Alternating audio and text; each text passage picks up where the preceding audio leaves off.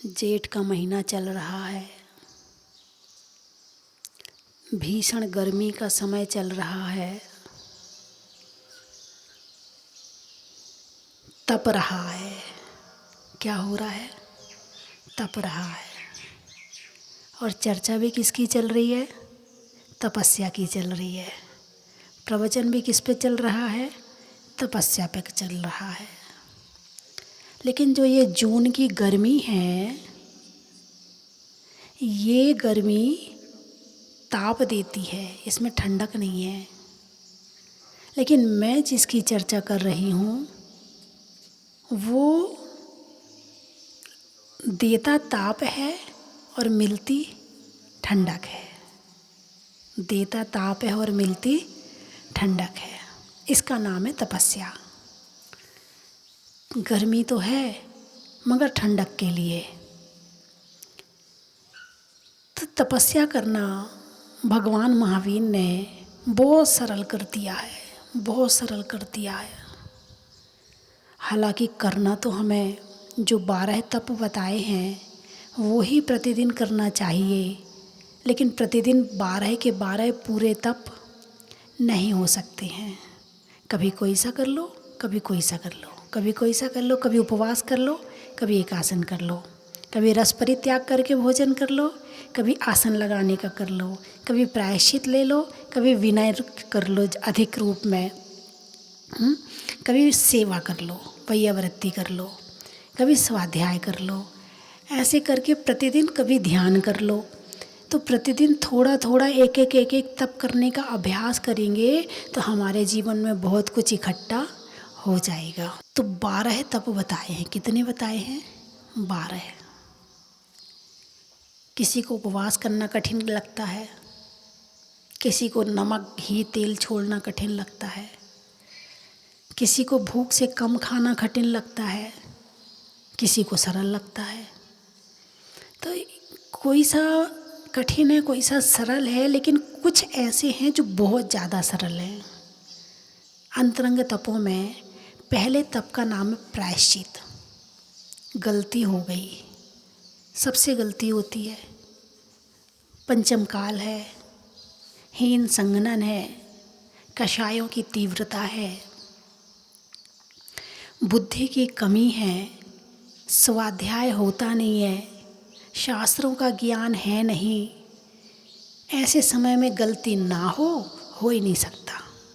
गलती तो होगी ही होगी, लेकिन गलती होने के बाद उस गलती को मान लेना, उस गलती पर पश्चाताप कर लेना, उस गलती का प्रायश्चित ले लेना, इसका नाम है तप। गलती होने का ये नहीं कहा कि गलती मत करो। पंचम काल है, गलती होगी, सबसे होगी, क्योंकि सबके भाव सबके परिणाम एक से नहीं होते। नाना कम्मा नाना जीवा।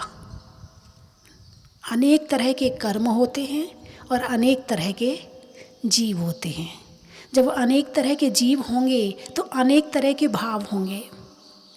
अब किसी को मीठा अच्छा लगता है, किसी को नमकीन अच्छा लगता है। अब जिसको मीठा अच्छा लगता है वो कहे नमकीन तो बहुत ख़राब होता है, कैसे खाता है तू। जिसे मीठा अच्छा नहीं लगता, नमकीन अच्छा लगता, वो कहेगा तू मीठा कैसे खा लेता है। बात समझ में आई कि नहीं आई? तो जैसे स्वाद में किसी को कोई अच्छा लगता, किसी को कोई अच्छा लगता, ऐसी कलर है। किसी को लाल अच्छा लगता है, किसी को गुलाबी अच्छा लगता है, किसी को हरा अच्छा लगता, किसी को नीला अच्छा लगता, किसी को सफ़ेद और किसी को काला अच्छा लगता। तो नाना कम्मा नाना जीवा। अनेक तरह के कर्म हैं और अनेक तरह के जीव हैं। अब टीवी में 500 चैनल चलते होंगे। कितने? 500। वो सब चल रहे हैं, कोई बंद नहीं हो रहा है। भाई क्यों चल रहा है 500 चैनल? आप कौन सा चैनल देखते हो? घर की महिलाएं हैं, उन्हें कौन सा चैनल अच्छा लगता है? सीरियल वाला। धर्मात्मा है तो पारस चैनल है, और जिनवाणी चैनल और इस तरह के चैनल। थोड़े से राग मोह भाव अच्छा लगता है तो सीरियल अच्छे लगते हैं। किसी को भय वाला अच्छा लगता तो वो हर हर शो देखता है। किसी को क्रिकेट अच्छा लगता है तो वो क्रिकेट देखता है, उसको उसी में ही मज़ा आता है। उसने उधर से गेंद फेंकी, उसने उधर से वापस मारी, अब वो खुश हो गया। और जिसको राग भाव अच्छा लगता है तो वो क्रिकेट, क्या पागलपन है, एक ने वहाँ से गेंद फेंकी, एक ने मारी, इसमें कौन सी बड़ी बात है। बोले ना मुझे तो यही अच्छा लगता है। तो सबका स्वाद अलग अलग है, सबके परिणाम अलग अलग हैं। किसी को खोज वाला अच्छा लगता है, वो कौन सा सीरियल आता है खोज वाला, अरे वो तो हाँ कुछ कुछ को बाहर वाला जो इस तरह की खोज होती वो वाला अच्छा लगता है। कोई सीआईडी देखता है और क्राइम वाला देखता है, हैं। और किसी को जो है वो जो जंगल में जाके खोज करते हैं, पशु पक्षियों की डिस्कवरी चैनल देखता है। WW, अब वो आप समझ लो, मुझे नहीं पता है। Fighting, WW fighting. किसी किसी को लड़ाई में मज़ा आता है, वो कि उसको किसी की लड़ाई देखे, अरे क्या किस तरह से उसने झगड़ा किया, क्या उसने हाथ चलाया, किस तरह से, तो उसको उसी में ही मज़ा आता है। तो सबका स्वाद अलग अलग है, सबका टेस्ट अलग अलग है। किसी को कुछ अच्छा लगता है, किसी को कुछ अच्छा लगता है। इसी तरह से तप भी 12 तरह के बता दिए, एक तरह का नहीं बताया। किसी को उपवास करना अच्छा लगता है, किसी को एकासन करना अच्छा लगता है। चलो गलती हो गई है तो किसी को प्रायश्चित लेने में मज़ा आता हो, भगवान मुझे क्षमा करना, मुझसे ये अपराध हुआ, मुझसे वो अपराध हुआ, मुझसे ऐसी गलती हुई, भगवान प्रायश्चित दो, भगवान गलतियों का पश्चाताप करता हूँ। किसी को इसमें भी आनंद आता है और आना भी चाहिए। जैसे आत्मा से प्रेम होता है, उसे इन सब तपों में मज़ा आता है, इन सब तपों में आनंद आता है। जिसको जिस चीज़ से प्रेम होता है उसको उस चीज़ में मज़ा आता है। अब महिलाएं जो है सीरियल ज़्यादा देखती हैं, क्यों? उन्हें उसी में मज़ा आता, क्योंकि वो घर गृहस्थी में रहती हैं। अब घर गृहस्थी में रहती हैं तो वहाँ जो काम वो करती हैं उनको वो चीज़, उनके स्वाद की चीज़ उसमें मिल जाती है। जो भोजन बनाने में ज़्यादा एक्सपर्ट हों और जिन्हें भोजन बनाना अच्छा लगता हो तो फिर वो वाला चैनल देखती हैं खोल के कि कौन सी चीज़, खाना खजाना देखती हैं कि भाई कौन सी चीज़ अच्छी बनेगी, कैसे बनेगी। तो सबको जिसका माइंड जहाँ चल रहा है और जिसको जहाँ स्वाद आ रहा है उसका वहाँ माइंड चल रहा है, उसकी बुद्धि वहाँ चल रही है। अब किसी को सेना में जाना है, फौजी 12 बजे की धूप में दौड़ भी रहा है, पूरी मेहनत कर रहा है, तो और कोई दूसरा हो तो कहेगा क्या पागल है, कितनी मेहनत, फालतू धूप में दौड़ रहा है। बोले नहीं, हमें तो इसी में मज़ा आ रहा है। तो सबको आनंद अलग अलग में आता है। हालांकि करते घर में रहने वाला व्यक्ति काम घर के भी करता है, लेकिन जहाँ आनंद आता है रुचि उसमें बनती है। ऐसे ही 12 तप हैं, किसकी रुचि किस में बन रही है। करना सभी चाहिए, लक्ष्य सभी का होना चाहिए, लेकिन विशेष रुचि किसी की उपवास में बनती है, किसी की कुछ ध्यान में बनती है, किसी की स्वाध्याय में बनती है। तो बड़ा सरल कर दिया तपों को। प्रायश्चित, गलती हुई है प्रायश्चित लो। अब प्रायश्चित हालांकि लेना तो आचार्य से चाहिए, आचार्य से प्रायश्चित लिया जाता है, लेकिन फिर भी आप बार बार गुरु के पास नहीं जाते हो। छोटी मोटी गलती है, चलो मेरे से ऐसी गलती हो गई है, चलो 2 माला फेर लूँगा। ऐसी गलती हो गई है, 1 दिन घी नहीं खाऊंगा। ऐसी गलती हो गई है, 8 दिन चावल नहीं खाऊंगा। ऐसी गलती हो गई है, 8 दिन ये काम नहीं करूँगा। ऐसे करके अपनी गलती का प्रायश्चित हम इस तरह से थोड़ा थोड़ा खुद भी ले सकते हैं। और जब कोई ऐसी गलती हो जाए जो अक्षम्य होती है, गुरु के पास जाइए, प्रायश्चित लीजिए वहाँ जाकर। अब आप पूछोगे प्रायश्चित लेने से होता क्या है, प्रश्न आ सकता है, भाई गलती तो हुई है और प्रायश्चित लेने से क्या होता है। तो रत्नगुण श्रावकाचार्य में एक बड़ा अच्छा श्लोक आया है, रुधिर मलम धावते वारी। जैसे एक खून का धब्बा यदि किसी कपड़े पर लग जाता है तो उसे पानी से धोया जाता है, पूरा साफ नहीं होता है, कुछ ना कुछ निशान तो बाकी रह जाता है, लेकिन बहुत कुछ साफ हो जाता है। ऐसे ही हमसे जो गलती हो जाती है, यदि हम उसका प्रायश्चित और पश्चाताप कर लेते हैं तो उसका बहुत कुछ हिस्सा चला जाता है और छोटा मोटा रह जाता है, उसको फिर सहन करने में कोई दिक्कत नहीं है। जैसे एक है 108 डिग्री बुखार आना और दूसरा है 100 डिग्री बुखार, 99 100 में ही निपट गया, कौन सा ठीक है? तो जो 108 आने वाला था, 107 आने वाला था, वो 100 में निकल जाएगा। तो प्रायश्चित करने से जो हमसे पाप हुआ है, जो गलती हुई है, वो कम हो जाती है। और यदि प्रायश्चित पश्चाताप नहीं लेते हैं गलती का, तो गलती करते करते आदत में आ जाती है। क्या कहा? गलती कभी कभी यदि उसका प्रायश्चित और पश्चाताप ना किया जाए तो वो आदत बन जाती है, और वो गलती करने वाली आदत आपको किस गड्ढे में ले जाकर पटकेगी पता नहीं है। इसलिए गलती का प्रायश्चित होने का मतलब है गलती का बोध होना, गलती का पता चलना और गलती ना करने की भावना रखना। गलती ना करने की भावना रखना। प्रायश्चित लेने से बहुत सारे पापों से बच जाते हैं और आगे होने वाली गलतियों से, अरे इस बार तो हो गया, अब तो हमने प्रायश्चित कर लिया है, अब नहीं करेंगे, हो सकता वो फिर दोबारा हो जाए। लेकिन बोध है अंदर में कि नहीं करना है। जितना पावर पहली बार में गलती करने का था, वो पावर थोड़ा कम हो जाएगा। भाई पिछली बार ज़्यादा हो गई थी, अब इस बार नहीं करेंगे, फिर भी हो गई है, उसका पावर कम होगा, डाउन में जाएगी। तो धीरे धीरे करके फिर वो छूट भी जाएगी। तो गलतियों का प्रायश्चित करने से पाप कम होता है। जब पाप का बंध कम होगा तो फिर फल भी कम मिलेगा, और फल कम मिलेगा तो सुख ज़्यादा होगा। तो इसीलिए बड़ी अच्छी तरह से हमारे भगवान महावीर ने, हमारे आचार्यों ने प्रायश्चित नाम का तप बता दिया है। प्रायश्चित में 1 घंटा आज हम मौन लेंगे। मान लो गुस्सा कर लिया आपने किसी के ऊपर, अब गुस्सा करना तो नहीं चाहिए और वो जायज़ भी नहीं था, लेकिन फिर भी आ गया तो आ गया, और गुस्सा कर भी लिया और करना नहीं था और सामने वाले को चोट भी ज़्यादा पहुंच गई, तो प्रायश्चित ले लो 1 घंटे का मौन। क्या हो जाएगा इसका प्रायश्चित? 1 घंटे का मौन।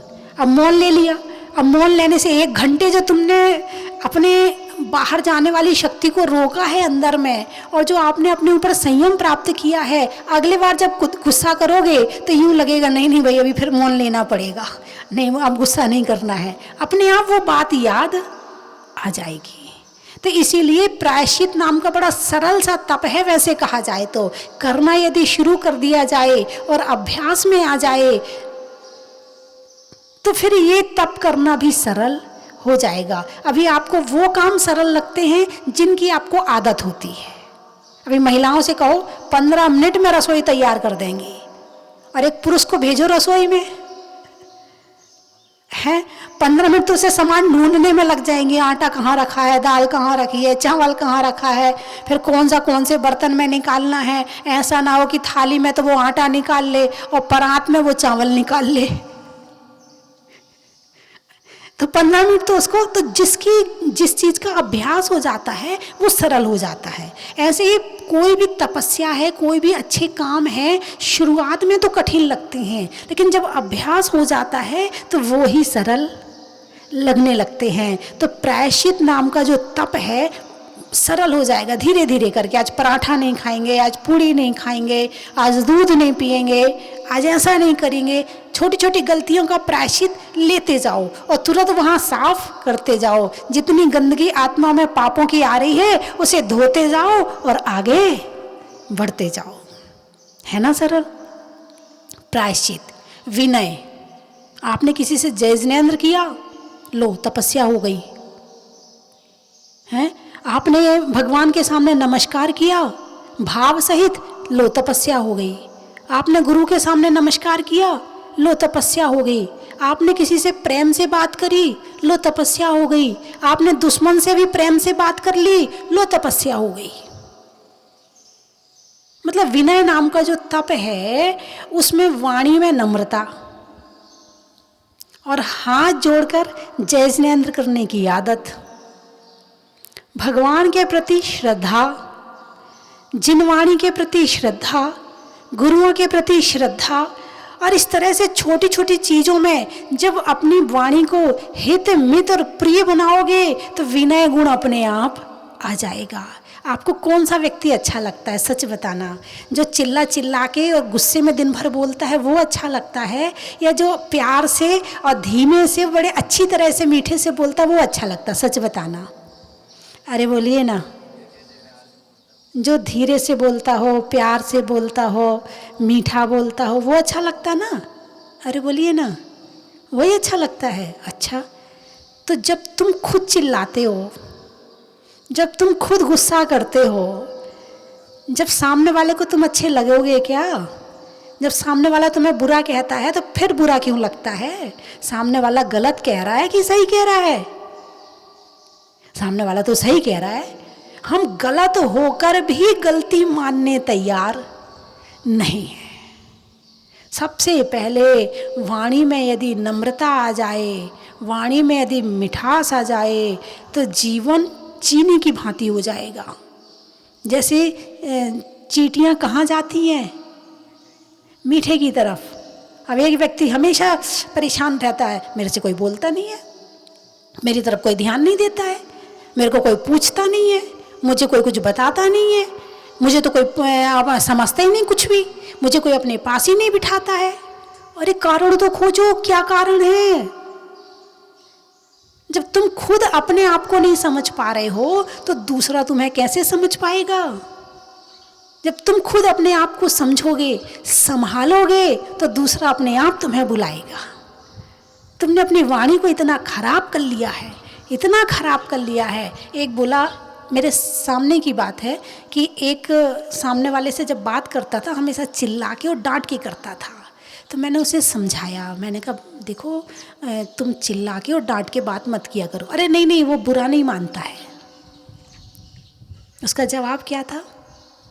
वो बुरा नहीं मानता है। ये उसकी अपनी विशेषता है कि वो बुरा नहीं मानता है, लेकिन तुम चिल्ला के और डांट के बोल करके अपनी वाणी को खराब कर रहे हो, ये तुम्हारी गलती है। सामने वाला सुन रहा है, ये उसकी विशेषता है, उसे बुरा नहीं लग रहा है। बुरा लग रहा हो तो तुम्हें 2 थप्पड़ मारे। ठीक से बोल, अच्छे से बोल, ये कैसे बोल रहा है तू है? और यदि बुरा नहीं लग रहा है तो वो गलत है। मैं तो ये मानूंगी, बुरा नहीं लग रहा है तो वो सामने वाले को बिगाड़ रहा है, उसकी वाणी को बिगाड़ रहा है। अब उसकी बोलते बोलते, डांट के, चिल्ला के, बोलते बोलते बोलते बोलते बोलते बोलते उसकी आदत पड़ जाएगी। अभी तो वो केवल एक से बोल रहा है, फिर समय ऐसा आएगा वो जिससे भी बात करेगा वो वैसे ही करेगा, और फिर उस आदत को छुड़ाना मुश्किल हो जाएगा। और फिर जब सबका बुरा बन जाएगा फिर उसे लगेगा मैं किसी से कुछ कहते ही नहीं हूँ, मैंने किसी से कुछ बोला ही नहीं, मैं तो सिंपल में जैसे बोलता हूँ मैं तो वैसे ही बोल रहा हूँ, सामने वाले को पता नहीं क्यों बुरा लग जाता है। बोलिए ऐसा होता है कि नहीं होता है? सामने वाला पागल नहीं है। सामने वाले को बुरा लग रहा है तो जरूर तुमने कुछ बुरा ही किया होगा।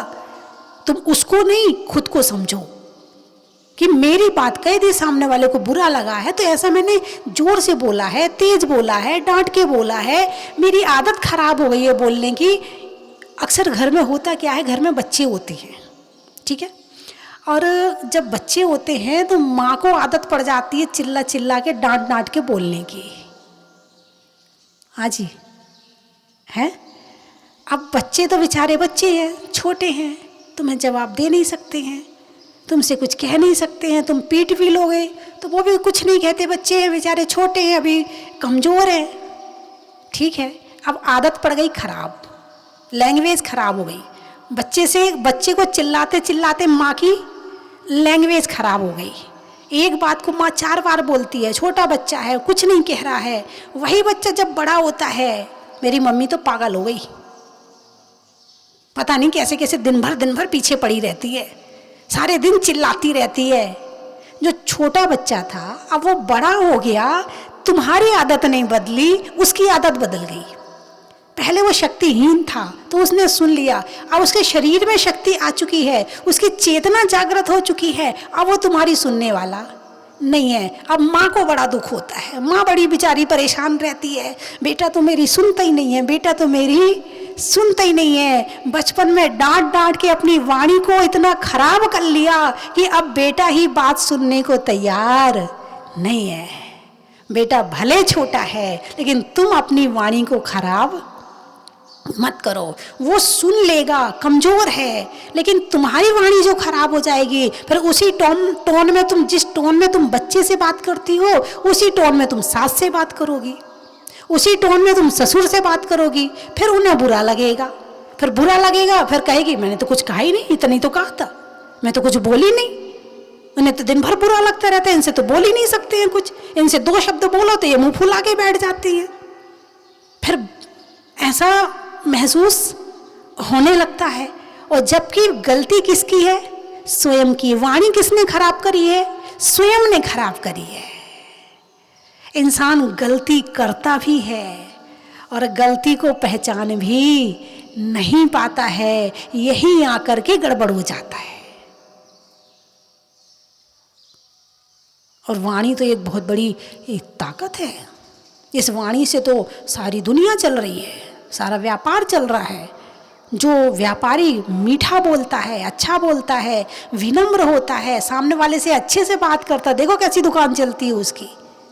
और जो सामने वाले पे चिल्लाता है, डांटता है धमका धमका के सामान देता है, आधे ग्राहक वैसे ही टूट जाते हैं उसके। सारा खेल तो वाणी का है और तुमने इसको ही खराब कर लिया। जिसे सुई का काम करना था उसे तुमने तलवार बना दिया। और जब सामने वाला कट जाता है तो फिर तुम कहते हो वो तो आता ही नहीं मेरे घर, मेरे से बोलते ही नहीं है। अरे हम देखें तो सही कि हमारी गलती कहाँ है। एक बार की बात है, बड़ी अच्छी घटना बताऊं कि वाणी से इंसान की पहचान होती है। एक राजा था, तो वो जंगल में घूमने के लिए गया। घूमते घूमते घूमते घूमते शिकार आदि कर रहा था। राजा और मंत्री दोनों थे, शिकार करते करते दोनों अलग रास्ते पे चले गए और इतने अंदर घुस गए, इतने अंदर घुस गए कि वो रास्ता ही भूल गए। फिर वो जैसे तैसे लौट करके आए। जब लौट करके आए तो एक कुटिया मिली, तो वहाँ पर एक आँखों से सूरदास जी थे, वो बैठे थे। तो सबसे पहले राजा आया, तो राजा ने पूछा क्यों महात्मा जी, क्या ये रास्ता इस राज्य की तरफ जाता है? बोले हाँ राजन, ये रास्ता इसी राज्य की तरफ जाता है। उसके बाद फिर मंत्री आया, उन्होंने कहा क्यों साधु महाराज, क्या ये रास्ता इस राज्य की तरफ जाता है? बोले हाँ मंत्री जी, ये रास्ता इसी राज्य की तरफ जाता है। फिर कोतवाल आया, बोले अबे अंधे, क्या ये रास्ता इस राज्य की तरफ जाता है? बोले हाँ कोतवाल जी, ये रास्ता इसी राज्य की तरफ जाता है। फिर तीनों मिले आपस में मिल करके कहा, बोले रास्ता किसने बताया? बोले एक अंधा व्यक्ति बैठा था। बोले वो था तो अंधा, लेकिन उसने मुझे राजा कहा। मंत्री बोला हाँ उसने मुझे भी मंत्री कहा। कोतवाल बोला हाँ उसने मुझे भी। कोतवाल का जब उसको आँखों से नज़र नहीं आता है तो वो वहाँ क्यों रह रहा है? ऐसा ना हो कि वो जानबूझकर अंधा बना हो और वहाँ के रास्ते पर लोगों को लूटता हो। बोले बात करनी चाहिए, बुला करके। बुलाया गया। बोले सूरदास जी, आपने ये कैसे जाना कि मैं राजा हूँ, ये मंत्री है और ये कोतवाल है? बोले महाराज, इसको जानने के लिए आँखों की ज़रूरत नहीं है। बोले बताइए तो सही, आपने जाना कैसे? बोले आपने मुझसे कहा कि हे महात्मा, क्या ये रास्ता इस राज्य की तरफ जाता है? एक बड़ा व्यक्ति, बड़े पद का व्यक्ति बड़ी बात बोलेगा, छोटी बोलने वाला नहीं है। जो जितना बड़ा होता है वो उतने बड़े और अच्छे शब्दों का प्रयोग करता है। तो आपने मुझे महात्मा कहा, कोई राजा ही हो सकता है जो मुझे महात्मा कह सके, इसलिए मैंने समझ लिया कि आप राजा ही हैं और कोई नहीं है। फिर मंत्री जी ने मुझे साधु महाराज कहा। गांव के बाहर रहता हूँ, साधना करता हूँ, इसलिए उन्होंने मुझे साधु कहा। तो जो मैं हूँ उन्होंने मुझे वही कहा। तो वो मंत्री ही हो सकता है, कोई दूसरा नहीं हो सकता, इसलिए मैंने इन्हें मंत्री से संबोधन कर दिया। फिर कोतवाल आया। अब कोतवाल तो कोतवाल है, अबे अंधे, क्या बोला? अबे अंधे, क्या ये रास्ता इसी राज्य की तरफ जाता है? तो मैं समझ गया, ये कोतवाली हो सकता है, बाकी कोई दूसरा। यानी कि जो छोटा है वो बड़े को भी छोटा बना देता है, और जो बड़ा है वो छोटे को भी बड़ा बना देता है। सम्मान वाले वचन बोलता है, अच्छे वचन बोलता है। अब आप देख लो कि आप कौन से वचन बोलते हो। सामने वाले को वश में करने के लिए गिफ्ट देने की ज़रूरत नहीं है। सामने वाले को वश में करने के लिए उसे किसी चीज़ की ज़रूरत नहीं है, केवल सम्मान सूचक वचनों का प्रयोग करो, सामने वाला आपका है, कुछ करने की ज़रूरत नहीं है। तो ये इसका नाम है तपस्या। विनय पूर्वक वाणी बोलने का क्या नाम है? तपस्या। ओहो, कितनी सरल है। अरे बोलिए ना, सरल है कि नहीं है? आप किसी से प्रेम से बात कर रहे हैं, सरल है कि नहीं है? सरल है। यदि आदत डाल ली जाए, अभ्यास कर लिया जाए, मन को वश में किया जाए, अपने वचनों को वश में किया जाए और हमेशा प्रेममयी वाणी बोली जाए, और जब ये अभ्यास में आ जाएगी तो ये वाली तपस्या आप 24 घंटे कर सकते हो। अनशन यानी उपवास आप पूरे जिंदगी इकट्ठे नहीं कर सकते कि मैंने 2 साल का उपवास ले लिया, मैंने 4 साल का। नहीं कर सकते आप उपवास। आप एकासन भी घर में रहते हो तो हमेशा के लिए एक टाइम खा के जीवन नहीं बिता सकते हो। आपको दिन में 2 बार चाहिए, 4 बार चाहिए। लेकिन विनय नामक तप एक ऐसा तप है जिसे आप सपने में भी कर सकते हो,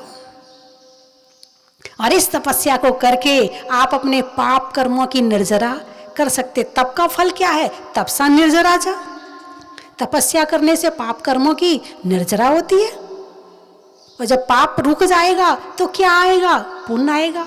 और जब आप विनयवान होंगे तो हर कोई अपने पास बिठाना चाहेगा, कुछ देना चाहेगा। आपके 2 बेटे हैं, 2 बेटों में से जो बेटा आपकी बात मानता है, विनय पूर्वक रहता है, तो लगता है इसको सब कुछ दे दूं। लगता कि नहीं लगता? एक बच्चा है, बाहर आइसक्रीम वाला खड़ा है, आता है, माँ के गले में झूल जाता है। अभी मांग नहीं रहा है, पहले उसे पटा रहा है। क्या कर रहा है? गले में झूल जाएगा, मम्मी, फिर इधर से आएगा, मम्मी, फिर इधर से आएगा, मम्मी।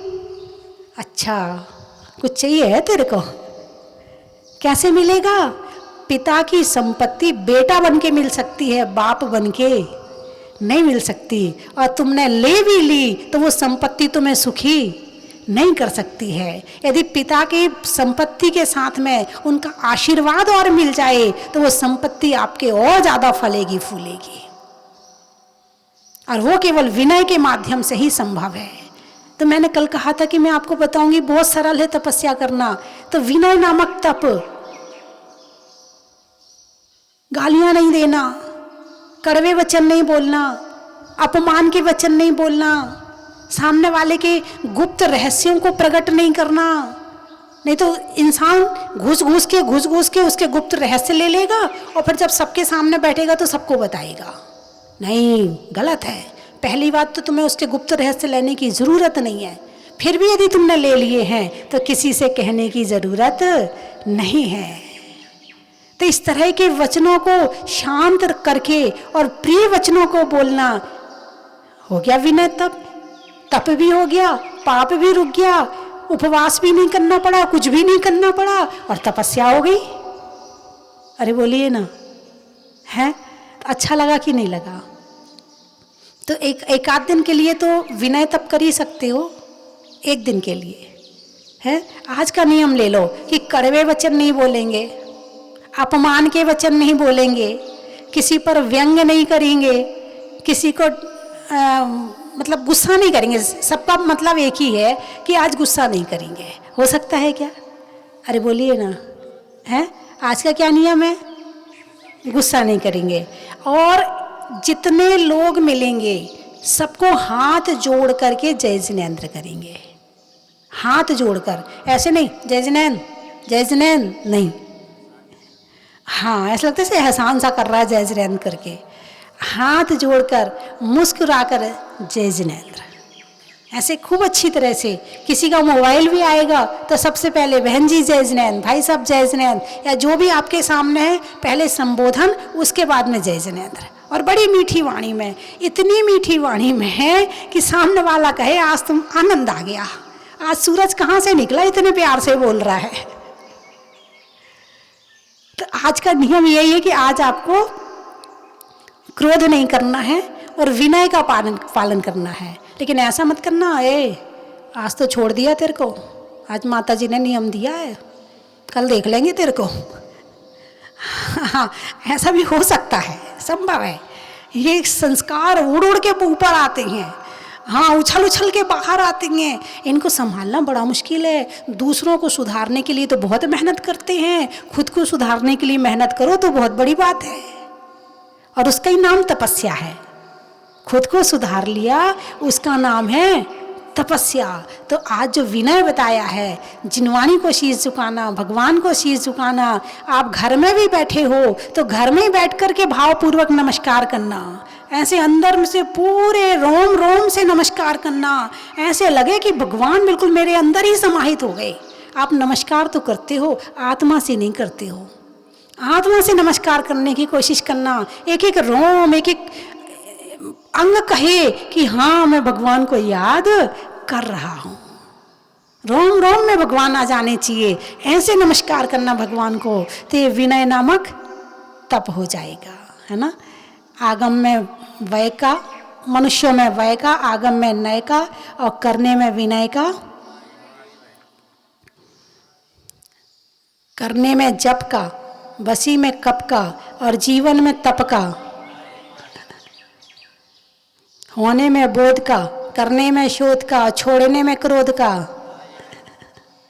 नदी में नाव का, शरीर में पाँव का, सुधरने में भाव का, मंदिर में जिनवाणी का, माचिस में काड़ी का, और बोलने में मीठी वाणी का।